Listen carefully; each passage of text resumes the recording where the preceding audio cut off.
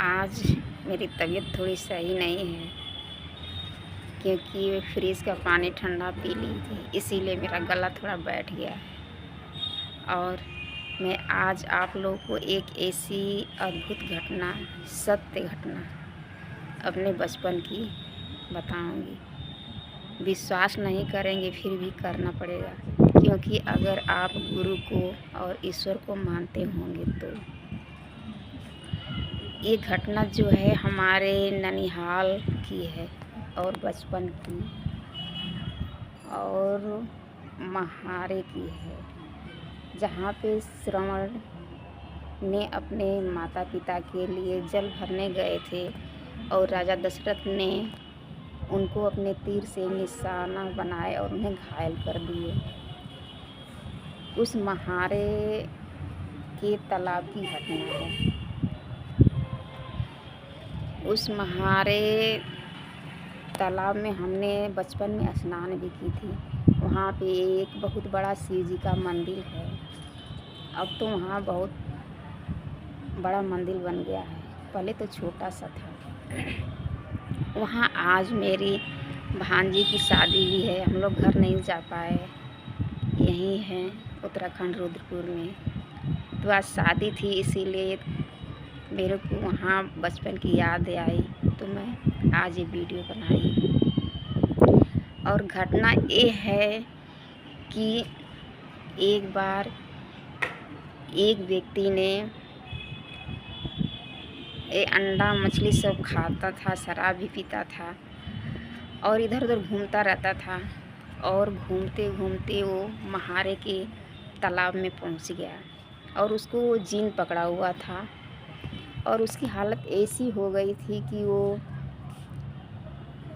इतना परेशान रहता था कि वो बता नहीं सकते हैं कि नहीं। हाँ, इतनी शक्तियाँ उसमें आ गई थी कि किसी चीज़ से वो लड़ सकता था। कोई चीज़ इतनी भारी चीज़ है उसको उठा भी सकता था।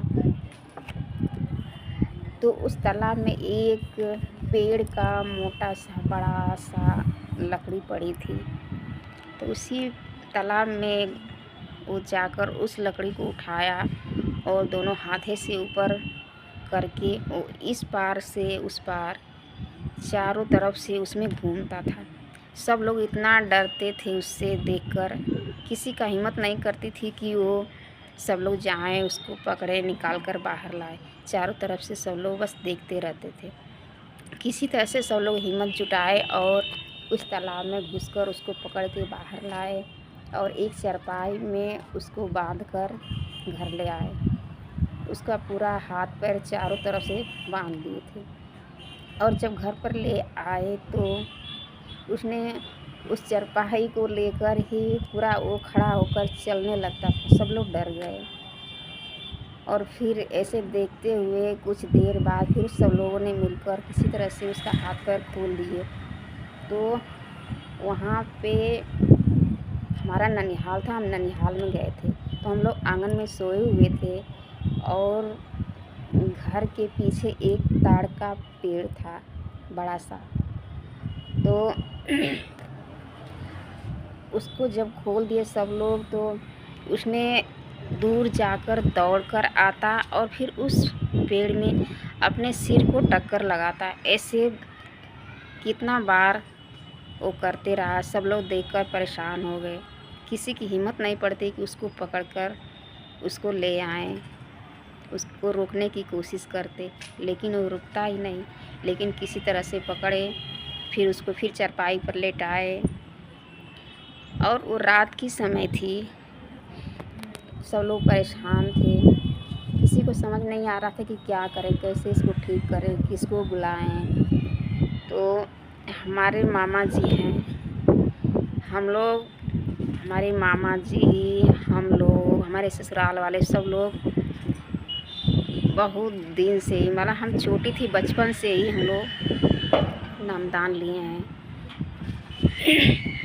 और मथुरा आते जाते हैं, गुरु जी का दर्शन करते हैं, पूजा पाठ वगैरह करते रहते हैं। हम लोग जैसे शाकाहार हैं। तो वहाँ से प्रसाद ले आए थे और रखे थे, मेरी माता ने रखी थी। तो मेरे मामा जी आए और वो थोड़ा सा प्रसाद मांगे, वो लेकर गए तो उस व्यक्ति के ज़बरदस्ती मुंह खुलवाकर यानी खोलकर उसके मुंह में अंदर वो प्रसाद को डाले। जैसे डाले प्रसाद, उसने उनकी उंगली को काट लिया।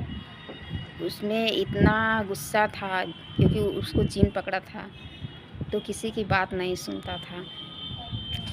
तो फिर उसको किसी तरह से खिलाए प्रसाद और उसके कानों में बोलते गए।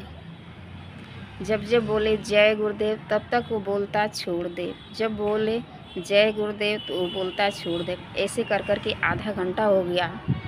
फिर उसने आधा घंटे के बाद जिन ने छोड़ दिया, वो व्यक्ति नॉर्मल हो गया। फिर उसको नहलाए धुलाए, फिर रात में खाना खिलाए, फिर उसके बाद उसको सुला दिए। सुबह हुआ तो वो ठीक था। फिर सारी घटनाएं उसको बताई गई तो उसने मांस मछलियाँ शराब वगैरह सब छोड़ दिया और गुरु जी से वो नामदान ले लिया।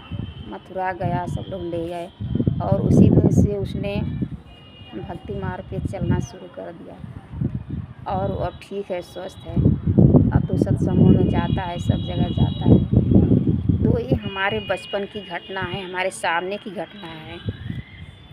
तो इसीलिए हम लोग ईश्वर को बहुत मानते हैं, गुरु को बहुत मानते हैं। अगर आप भी मानते होंगे तो अपनी राय ज़रूर कमेंट में दीजिएगा। जय गुरुदेव।